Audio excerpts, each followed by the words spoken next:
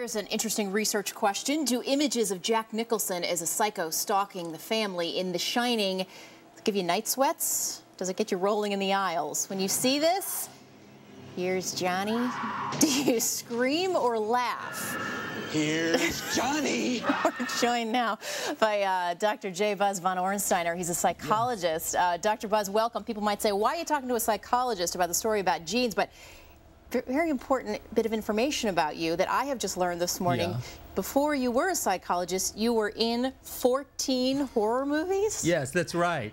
I don't know how I ended up being a psychologist, but in my much younger years, I was in movies like Slashdance, Robot Holocaust. Really? I was a teenage TV terrorist, you bet. And I loved it. And I love scaring people. But we're scaring people in a safe environment. That's the key here. People want to feel some level of control. What better way to feel in control and also be scared where you can scream and yell when you're in a movie theater or a drive-in movie theater being scared? Oh, look at that. Well, let's back up for a second. Tell us what the researchers have found, that there actually is a gene.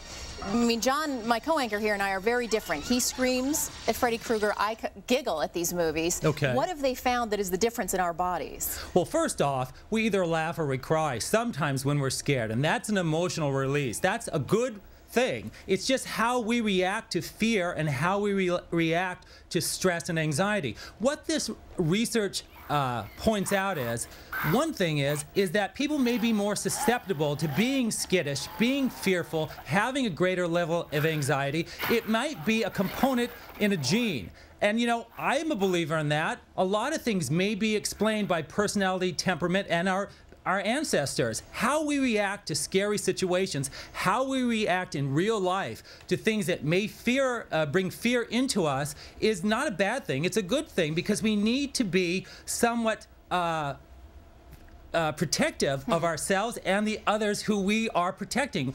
This study itself was done with about 96, almost 100 females. Average age was 22 years old. Now, how they reacted could be very different to how they may react in real life. Remember, this is a study. We're not completely sure how reliable or how accurate that would be when it transfers into real life. They may like going to see movies. They may love being scared, but that is in a very safe environment, and that's with their friends. Yeah. How would they react if they were driving very fast or they had to make a choice to go down a dark alleyway? That's the difference here. Right, when it's real and when it's fake, two different things. I certainly know that for myself. What does it say, though, bottom line, about people, I guess like myself, who laugh at Freddy Krueger and Jack Nicholson and all that? Does it say that we're really, Bill John said, I'm kind of sick?